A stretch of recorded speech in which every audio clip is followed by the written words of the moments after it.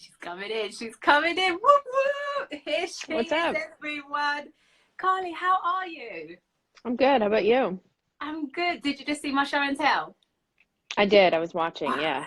I had to What a bring it out. fantastic show you host. I've created a den and everything while we're all in lockdown. Look, can you see my Scottie Talks mug? How'd you get that whipped up so quickly? Online. It's still got deliveries. Wow. I'm All right. thinking, like anything, Carli, if you're going to do it, you've got to give it your all. Exactly. So I've created the den, got my mug, and then obviously got you on the show. Thank you so much for coming on. No Just worries. the amount of questions that have come in today. Wait, actually, my show and tell, because that's the thing for me, winning that bronze medal, like I was saying, it changed everything in England for women's football to push us on, move us forward. But Carli, it wasn't a gold. And you know, you've got that winning mentality, that drive to always be the best. But what have you got? What's your show and tell for us? My show and tell. I'm trying to think what I have around here in my room. I could show you. I've got some of my balls. So basically, I have all The World hat-trick Cup, balls. first goal.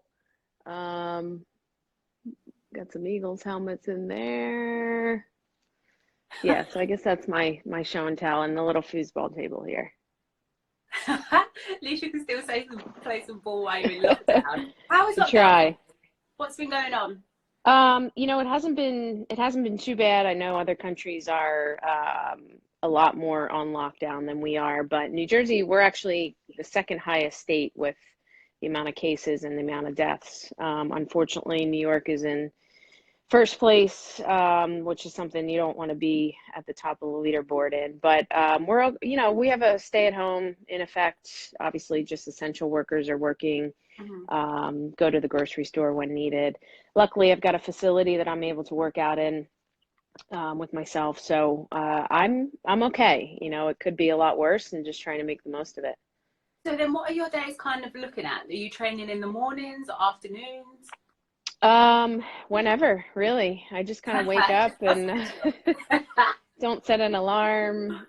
Just been enjoying myself. Spending time at home with the hubby and cooking, and I bet he's loving having you. He doesn't. You're yeah, always it's great. here and everywhere.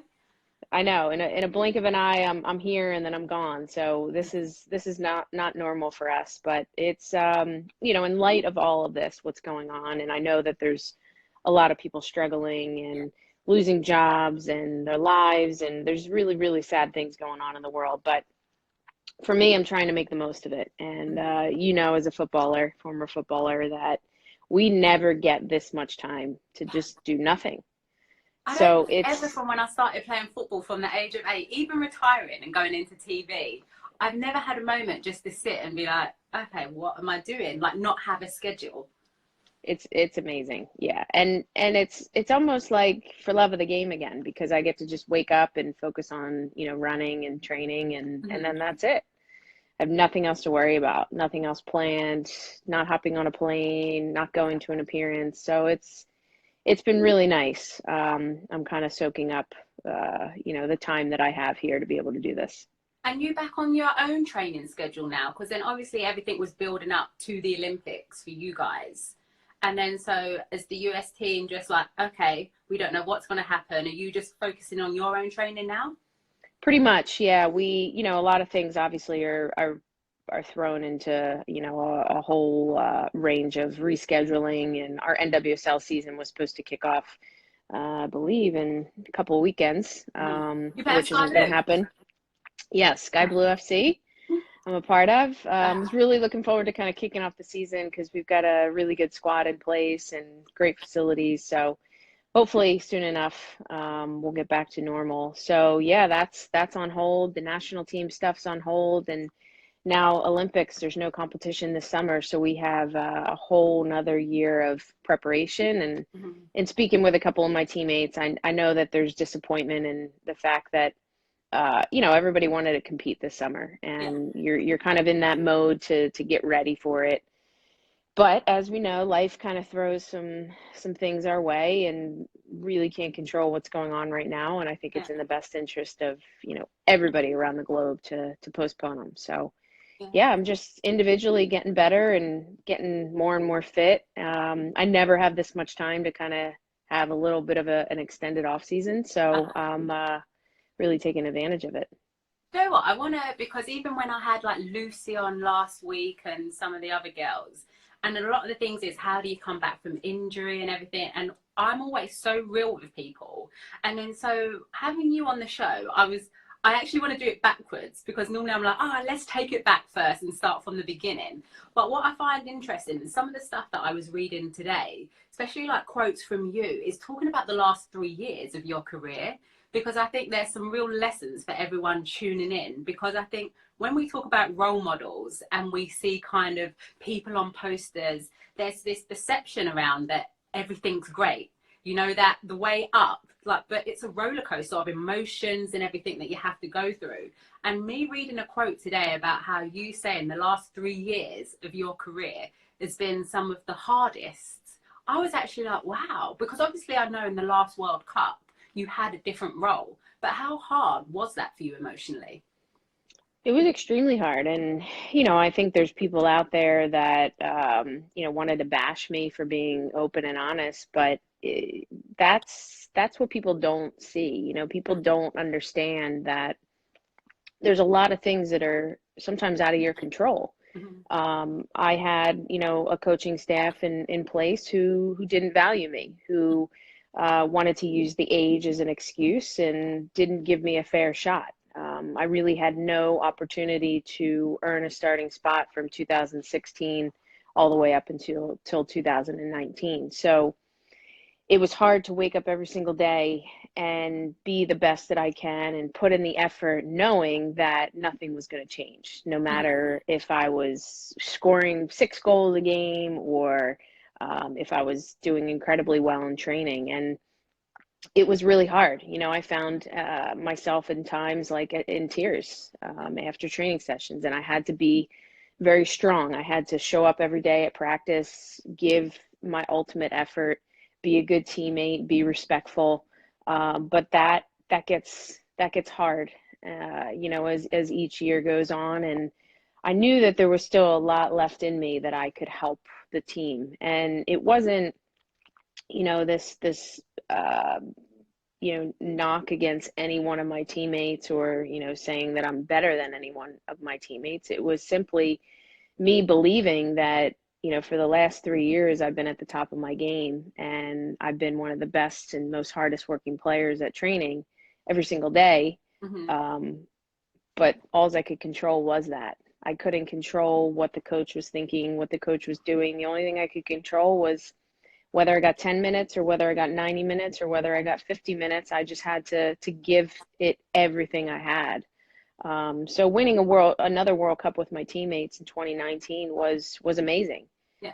But it was some of the toughest times as well. And I was able to persevere and able to get through it. And here we are with a new coach who really values me, respects me, and holds every single player accountable, no matter who you are. So it's really good. It taught me a lot of lessons throughout that, to live in the present moment, Mm-hmm. not take any day for granted, and just focus one day at a time. But it was the hardest few years of my career for sure. And in that, is that where you learn about your teammates as well? Because those people that are seeing you going through that are helping you, or is it just your own mental toughness getting you through those times? It's a little bit of both. Yeah, it's my support system back home. It's, my coach, mentor James, my husband, my friends, my family, and my teammates. My teammates, it was a tough cycle. I think everybody was very tunnel vision because they had to focus on their performance and playing well and all of that, like we always do. But it was nice to know that, my teammates had my back and they knew what I could do and they knew the value that I brought. So they oftentimes didn't really have to say much, a look, a smile, a high five. And it was really amazing to see, because I do consider myself, one of the most mentally tough players and being able to get through things. But it's also nice to know when you're going through a really tough time that there are people there that are supporting you. So Yeah. it all has a way of working out. I'm just thankful that I'm still playing, still have a lot left to give, and now hopefully an extended year into my career, and we'll see what happens. I think this, because this is the side as well, I suppose for everyone tuning in, thank you for tuning in, that doesn't get spoken a lot about, and it's so hard. I remember, because the same thing with me in 2015, so that was what, my third World Cup. Every World Cup I'd been this starting player for England as the right back. I go into that World Cup as a starter, but then obviously Lucy Bronze comes in for a game and has a stormer. And then so she is then the right back for England. And I spend the rest of that World Cup as, I would say, a supporting player.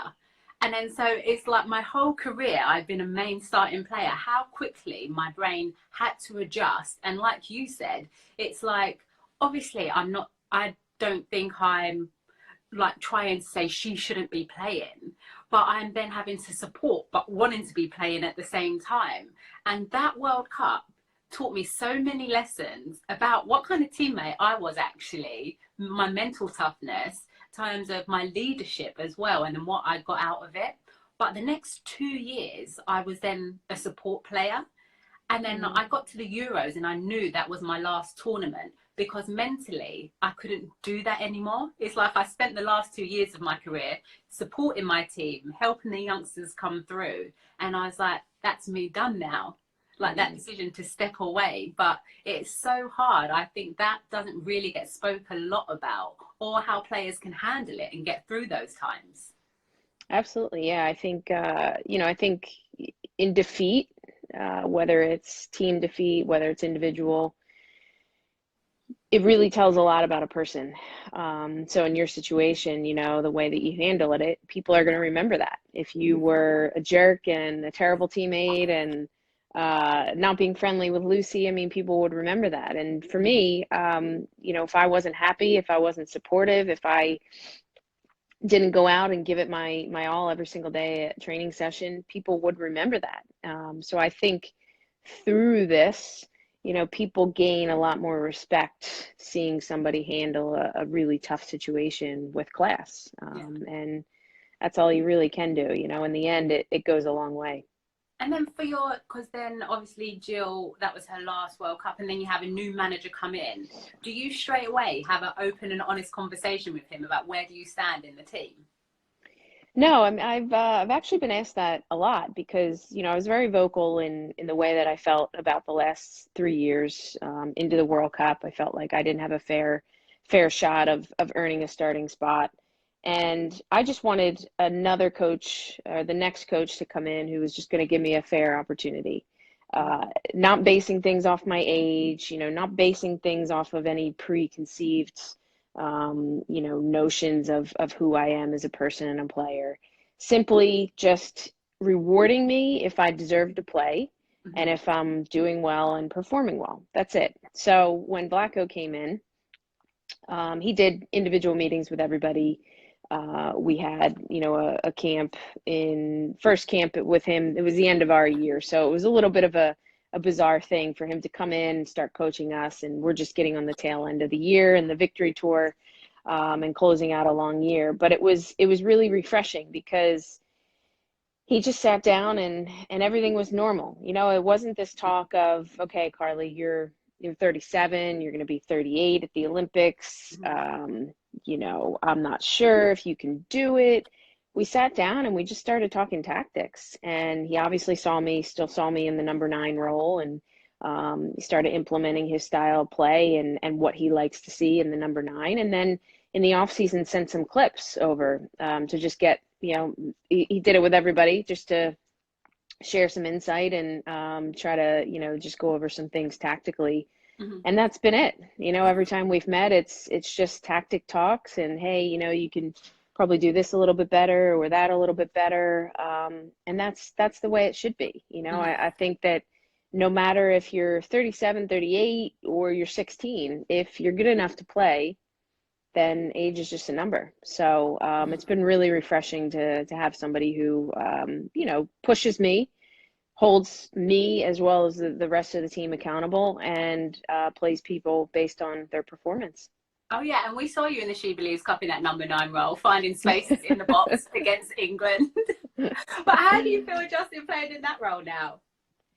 I've been loving it, to be honest. I've played pretty much every position, in the front five, front six in Uh-huh. my career. I started out as a box to box midfielder, had to get myself really fit to be able to do that. It was a piston. So when one went up, the Mm-hmm. other held. Then I saw myself in more of an attacking midfielder role. And then 2012 Olympics, I actually went in for Shannon Box. I got benched before that.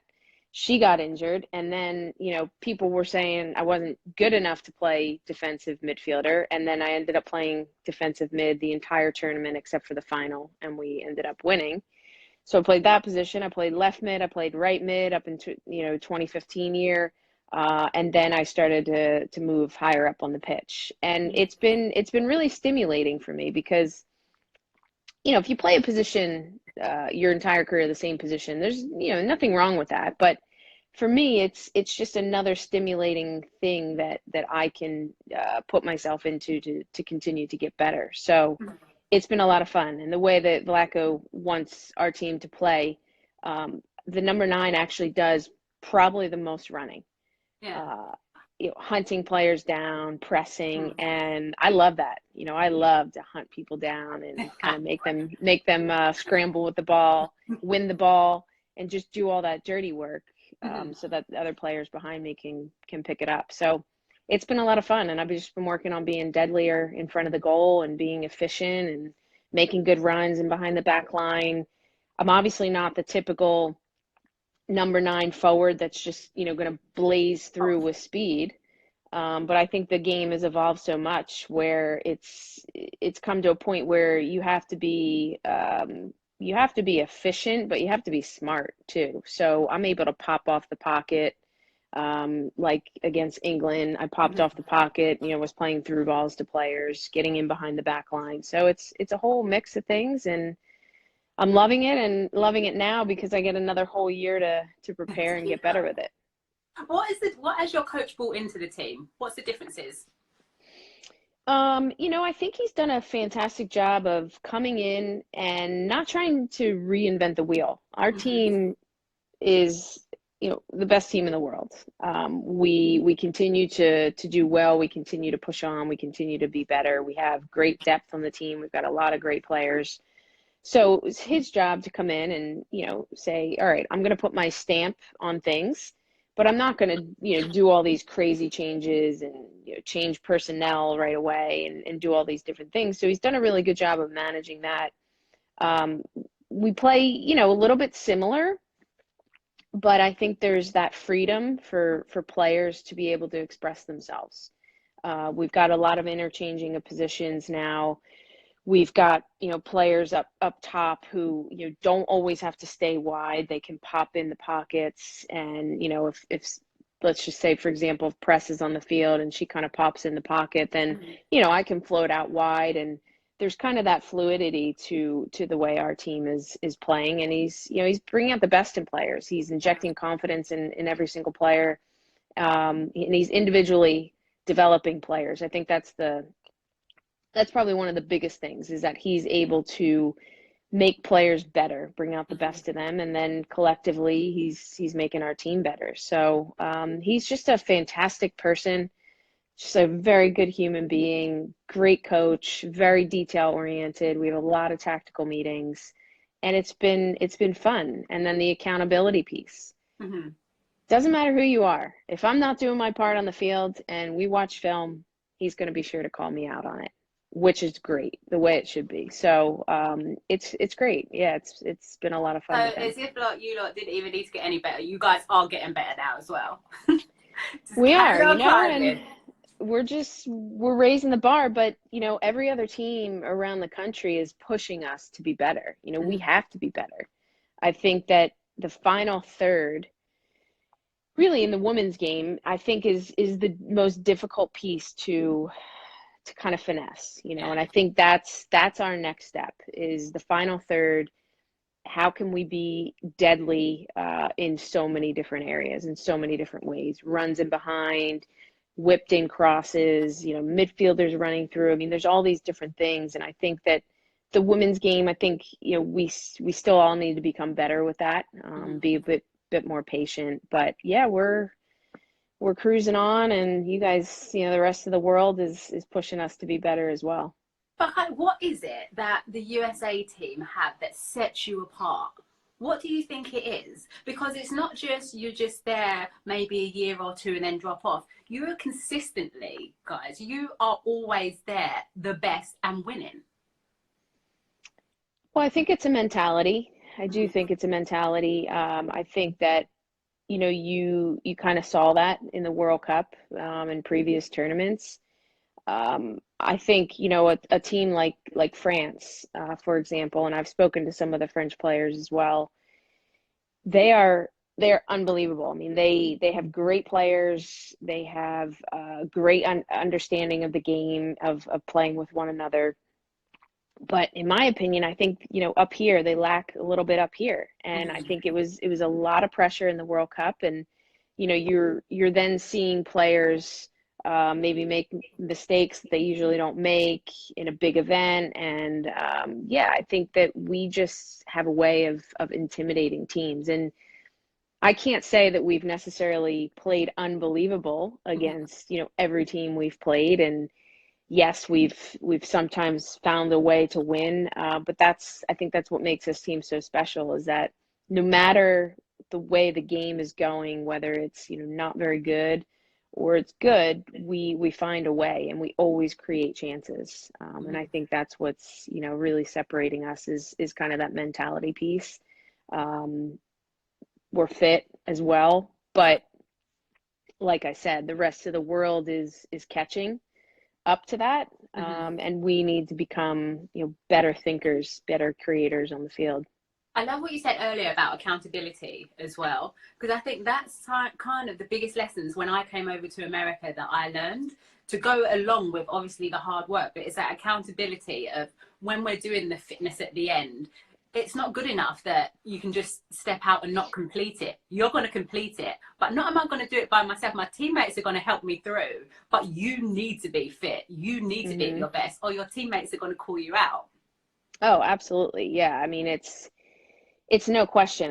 I look at so many teams around the world, so many talented teams around the world, and I say to myself, if they just got fit and they just didn't touch a ball for a month or two and just ran, they'd be unbelievable. But it's easier said than done. It's a grind. It's going out to the field and, by yourself, and you have to find a way. That's not easy for certain players to go and do that. But I think because our team is so competitive, and because we've got so many players who can step in and fill those spots, it keeps everybody, on the edge of their seat. And that's what we've always kind of had throughout the history of this team. So it's a grind, and it's tough, but So that's interesting as well, because I suppose people see, like you, name the best player in the world twice at the Ballon d'Or and everything. But if we do take it back in terms of when you first met James, like how he said, he was like, he saw a winner there, but not necessarily someone who was fit enough to go with that talent. No. Talk us back to those early years where you thought, okay, why am I not getting picked? Yeah. Well, I thought that, I was the cream of the crop, the best of the best. And I walked around with the swagger, maybe still do. It's just kind of my James calls it the Lloyd shuffle. But I was a really talented kid. I was a street baller. I grew up, playing in the park with boys and kicking the ball around in my house and just doing things that made me special. But that can only get you so far. And I actually thought that I had some sort of problem, like with running and fitness testing. Every time I had to do a fitness test, I would freak out before. And when I got on the national team, we always had to do beep test, and I'm like, man, there's something wrong with me. Like I got to see somebody about this. And the whole time James is kind of chuckling on his own, because he's like, this girl is just not fit, Because I didn't know how. I didn't run. I didn't embrace hard work every single day, you know, showing up to training and giving it my all. Some games I would give 100%, and then, you know, the next game I would be completely sloppy and completely terrible because I will group that I can, you know, body weight exercises, the running, the hills, the sprints, just all Would of you that. say you've And found a way? Because that's really interesting how you just said that some people frowned upon it, but it's like you've kind of known and learnt what works for you. So did you have to have those conversations and were like, no, I will do this, but for me, I've stayed injury free because of it.